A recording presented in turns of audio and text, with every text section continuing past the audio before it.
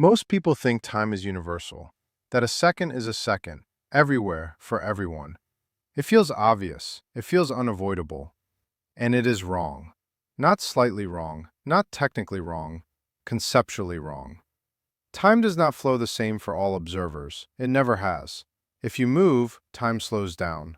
Not metaphorically, not psychologically, physically, measurably, predictably. An astronaut on the International Space Station ages more slowly than you do. An atomic clock on an airplane disagrees with one left on the ground. A particle created high in Earth's atmosphere lives longer simply because it is moving fast. These are not interpretations, they are measurements, and they force a disturbing conclusion. Motion through space and motion through time are not independent. They are two components of a single motion t through spacetime. Why does moving make time slow down? Not metaphorically, not poetically, physically, measurably, in a way you could test with atomic clocks and airplanes. Most people believe time is universal. A second here equals a second there.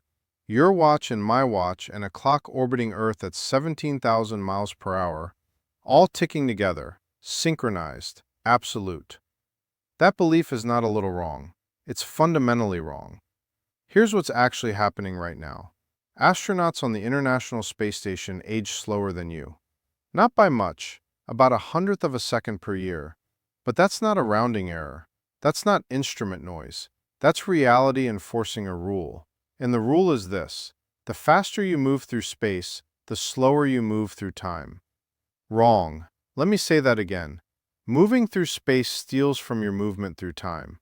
Not because motion affects clocks like humidity affects wood, but because motion and time share the same budget. The universe keeps strict books. You felt this. Every flight you've taken, every car ride, every single step, you age slightly less than someone standing still. The difference is tiny, billionths of a second, but it's real. You've been time traveling your entire life. You just never got the receipt. This changes how you see space, how you see clocks, how you see yourself sitting in that chair right now. Let me show you. Grab your phone right now. Turn on the flashlight. Point it at the wall. Done. Good. That beam just left your phone at 670 million miles per hour. That's the speed of light, the fastest anything can travel in this universe. Now here's the thing. Imagine you're in a car moving at 60 miles per hour.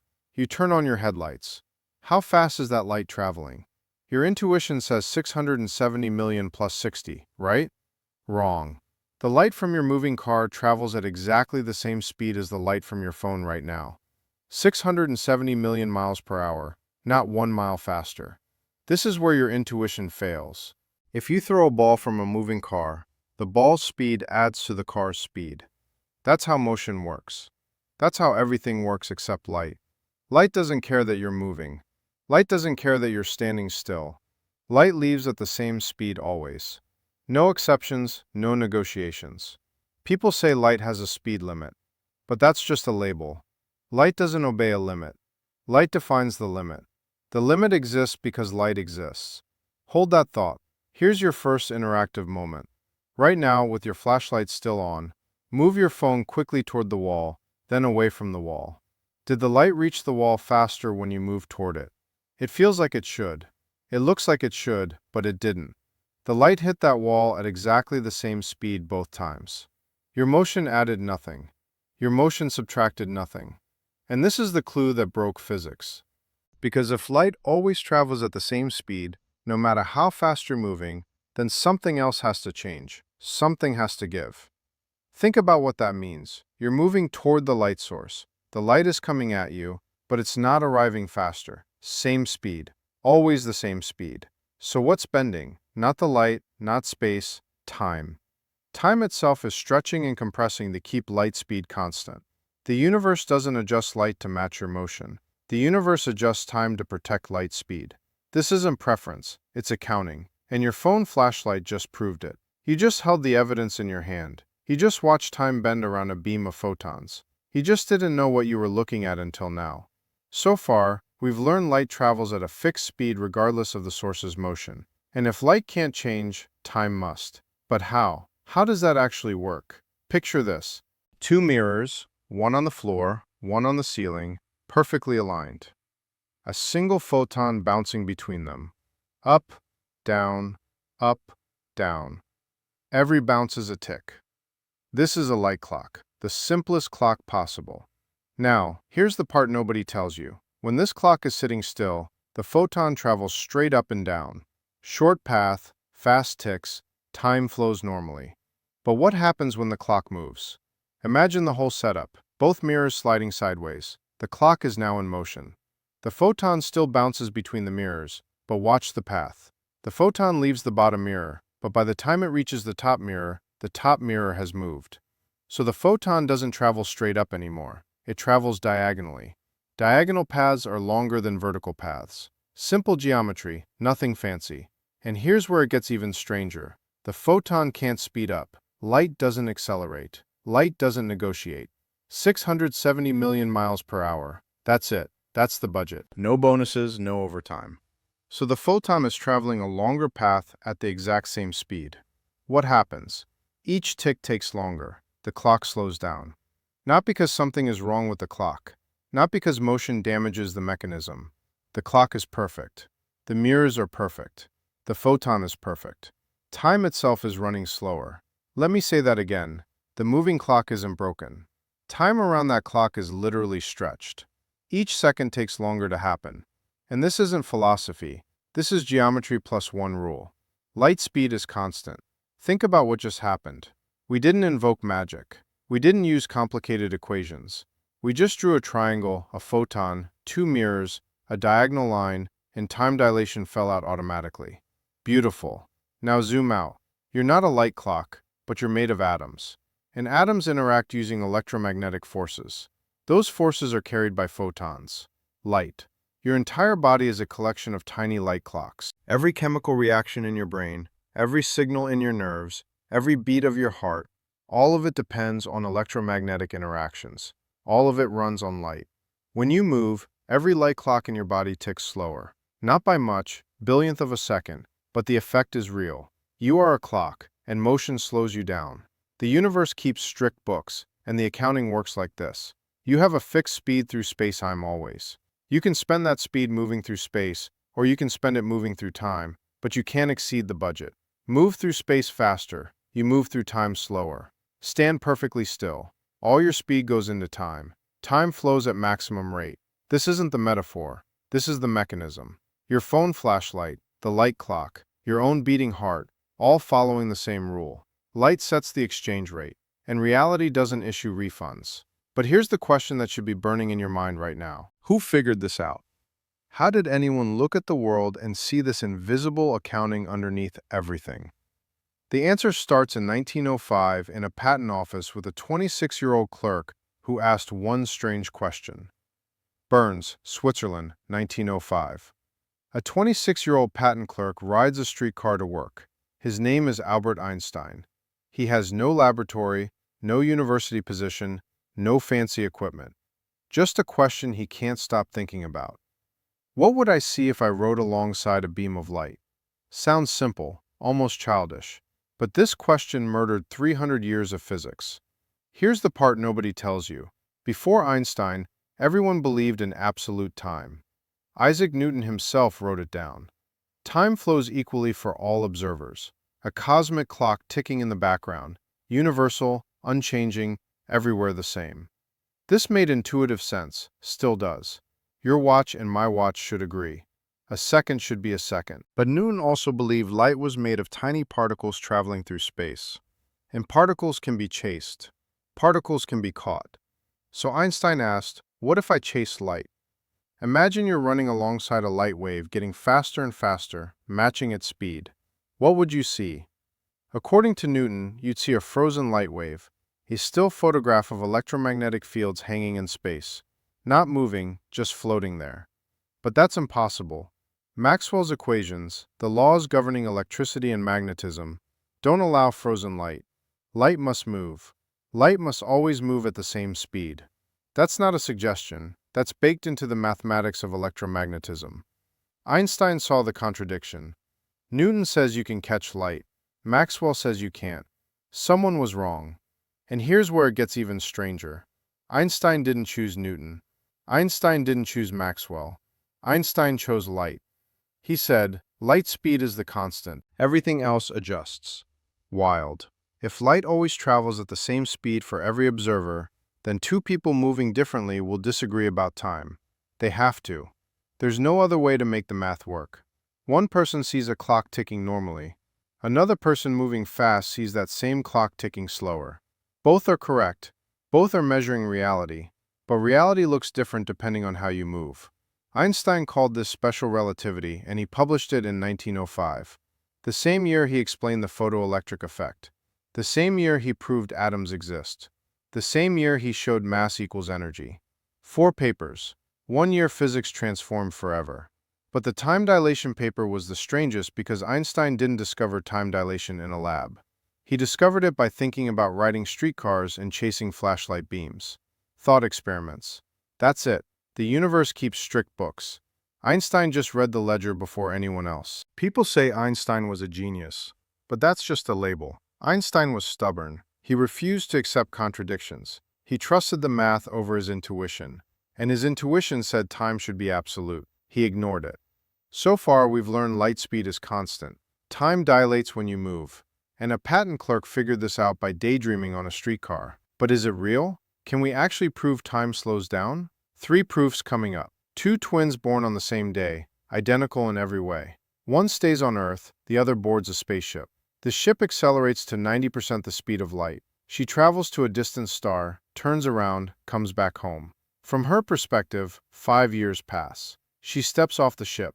Her brother is waiting. He's 50 years older. Not metaphorically, not poetically, physically, measurably. She's 25, he's 70. Same birthday, same genetic code, different ages. This is where your intuition fails. How is this possible? Didn't both twins experience time normally?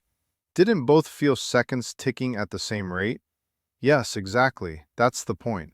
The traveling twin felt 5 years pass. Normal heartbeats, normal meals, normal sleep cycles. Nothing strange from her perspective. But she was moving fast, and motion steals from time. Her light clocks. Every atom in her body ticks slower relative to Earth. She didn't feel it. You never feel time dilation. It's not like slow motion in a movie. From inside, time always feels normal. But from outside, from Earth's perspective, her entire existence was running in slow motion. Hold that thought. People say this is a paradox, but that's just a label. There's no contradiction here, no logical error, just uncomfortable truth. The twin who moved aged less. The twin who stayed aged more. The difference is real, permanent, unfixable. The universe keeps strict books, and the traveling twin spent her budget moving through space. Less budget left for time. Fewer ticks, fewer years. Reality doesn't issue refunds. Now here's the thing. We've never sent humans at 90% light speed. We can't. Not yet. So, is this just theory? Just mathematics on paper? No, because we've tested this exact effect with particles. With atomic clocks on airplanes, with satellites orbiting Earth. The twin paradox isn't a thought experiment anymore. It's measured fact. In 1971, scientists put atomic clocks on commercial jets, flew them around the world, compared them to clocks on the ground. The moving clocks lost time exactly as Einstein predicted. Billionth of a second, but real. Think about what just happened. Airplanes, commercial jets, moving at a few hundred miles an hour, and time dilation was measurable. If it works for airplanes, it works for spaceships. If it works for spaceships, it works for you. Every step you take, you age slower than someone standing still. You use GPS every day, ordering food, finding directions, tracking your run. Your phone talks to satellites. Satellites talk back. Simple. Except it's not simple. Here's the part nobody tells you. GPS satellites orbit Earth at about 14,000 kilometers altitude, moving at 14,000 kilometers per hour. Fast. Not light speed fast, but fast enough. And their clocks tick slower than yours. Time dilation right there orbiting above your head. 24 satellites all running slightly behind Earth time. How much slower? About 7 microseconds per day. Sounds tiny, meaningless. Who cares about 7 microseconds? Your GPS cares because GPS works by timing. Satellites send signals. Your phone measures how long those signals take to arrive. Tiny differences in arrival time reveal your exact position. 7 microseconds of error, that's 2 kilometers of drift per day. Think about what that means. Without correcting for time dilation, your maps would be useless by lunchtime. Your navigation would send you into rivers. Your delivery driver would end up in the wrong city. But that doesn't happen. Why? Because engineers program relativistic corrections into every GPS satellite. Einstein's equations baked into the firmware running right now, keeping your pizza delivery accurate. This isn't theory, this is engineering. The universe keeps strict books, and GPS engineers learn to read them. Now here's the thing, there's actually two effects happening up there. Time dilation from speed makes clocks run slower, but satellites are also higher up in Earth's gravity. Well, weaker gravity makes clocks run faster. Wait, gravity affects time too? Yes, that's general relativity. Different from special relativity, but same principle. Time is not fixed. Time responds to physics. For GPS satellites, the two effects partially cancel, but not completely. The net result is satellite clocks run faster by about 38 microseconds per day. So engineers slow them down on purpose before launch. Let me say that again. We deliberately break the clocks. We make them tick wrong on the ground, so they tick right in orbit. Brutal. Beautiful. Every time you open Google Maps, you're using relativity. Every time you check your location, Einstein's ghost is doing math in the background. People say time dilation is abstract physics, but that's just a label. Time dilation is why you found that coffee shop last Tuesday. You just didn't know it. Cosmic rays slam into Earth's atmosphere every second, high above your head, 50 kilometers up. Particles from deep space smashing into air molecules, creating showers of debris. One of those debris particles is called a muon. Muons are tiny, unstable, and they die fast. How fast? 2.2 microseconds. That's the average lifespan of a muon. Less than a blink, less than a heartbeat. Basically instant. Now here's the problem. Muons are created 50 kilometers up. They travel toward Earth at 99% the speed of light. Fast. Incredibly fast, but not fast enough. Do the math. 2.2 microseconds. At that speed, the muon should travel about 600 meters before it dies. Maximum. 600 meters, not 50 kilometers. The muon should never reach the ground. They should decay in the upper atmosphere, vanish, gone. But they don't. We detect muons at sea level, millions of them every day, hitting detectors, reaching the surface. Impossible. Unless time dilation is real. Here's the part nobody tells you. From our perspective on Earth, the muon's clock runs slow, way slow, because the muon is moving at 99% light speed. Its 2 microsecond lifespan stretches, dilates, becomes 30 microseconds from our viewpoint. 30 micros at near light speed. Now the muon can travel the full 50 kilometers. Easy. The muon reaches the ground. We detect it. Time dilation confirmed. But wait, what does the muon experience? This is where it gets even stranger. From the muon's perspective, it still lives 2.2 microseconds. No change. Time feels normal. But from the muon's perspective, Earth is rushing toward it and length contracts. The 50-kilometer distance shrinks to just a few hundred meters. Same result, different explanation. We see time stretching. The muon sees space shrinking. Both are correct, both are real. The universe keeps strict books and the accounting works from every angle. Think about what just happened. We didn't need spaceships. We didn't need billion-dollar experiments. Cosmic rays proved Einstein right for free every day. Muons are dying slower than they should right now above your head. Time dilation isn't theory, it's weather. People say relativity is hard to observe, but that's just a label. You're soaking in relativistic effects every second.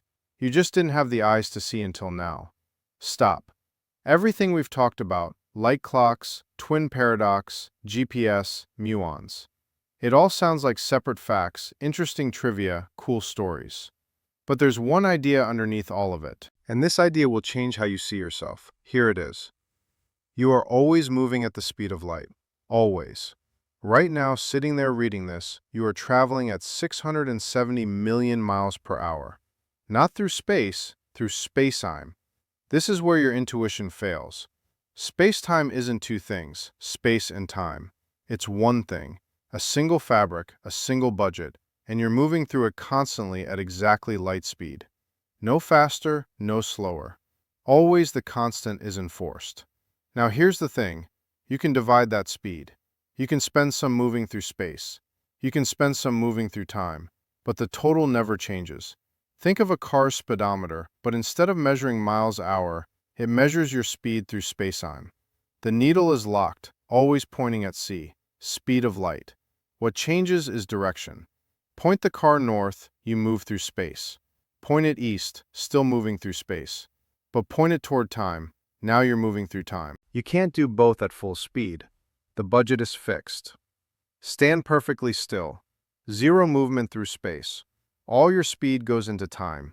Time flows at maximum rate for you. Start walking. Some speed shifts to space. Less speed for time. Time slows down slightly. Run faster. More speed through space. Less through time. More time dilation. Approach light speed through space. Almost no budget left for time. Time nearly stops. The universe doesn't negotiate. Light doesn't bend rules. The accounting is absolute. So far, we've learned motion through space and motion through time share one fixed budget. Spend more on one, you steal from the other. Let me say that again. You are not affected by time. You are moving through time. And how fast you move through time depends on how fast you move through space. This isn't some exotic physics for black holes and particle accelerators. This is you right now. Your heartbeat is a clock. Your thoughts are clocks. Your aging is a clock. All of it spending the same budget. Every time you move, you redirect some of that budget away from time. Hold that thought. Do this right now. Stand up. Walk across the room. Sit back down. You just age slower than someone who stayed still. Not by much. Not by anything you could measure with household tools. But the effect happened. The physics activated. The accounting updated. You traded time for space. The universe recorded it. People say time is fixed. People say seconds are equal. People say motion is just motion. But that's just a label. Reality is a ledger and you just made a withdrawal. The question is, what does this mean for your life? You've been time traveling your entire life. Every step, every drive, every flight, every elevator ride. You age slower than someone standing still. The differences are tiny. Billionth of a second over a lifetime. Nothing you'd notice. Nothing that matters for your morning coffee. But it's real. And here's the part nobody tells you. The fastest humans ever traveled were Apollo astronauts, about 25,000 miles per hour heading to the moon. They aged slightly less than mission control back on Earth. How much less? About 22 microseconds over the entire trip. Meaningless for them. But the physics worked. The ledger updated. The universe kept strict books. Now zoom in. Your flight from New York to London, 6 hours, 500 miles per hour. You aged about 5 nancandents less than your friend who stayed home. That Uber ride last week. Fractions of a nancand shaved off your life compared to pedestrians. This morning when you walked to the kitchen, picoseconds gone, undetectable, but real. Think about what this means. Every motion in your life created a tiny time debt between you and everything around you. You and your chair, you and your walls. You and the trees outside. You're all aging at slightly different rates. Always, constantly, the differences averaging out in chaos, but never truly zero. The universe doesn't care about small. The universe cares about consistent. The rules apply everywhere. Always. No exceptions. Now here's the thing. What if you could move faster? Not airplane fast, not rocket fast, really fast. At 50% light speed, time dilation becomes noticeable. You'd age about 15% slower than Earth. A year for you would be 14 months for everyone else.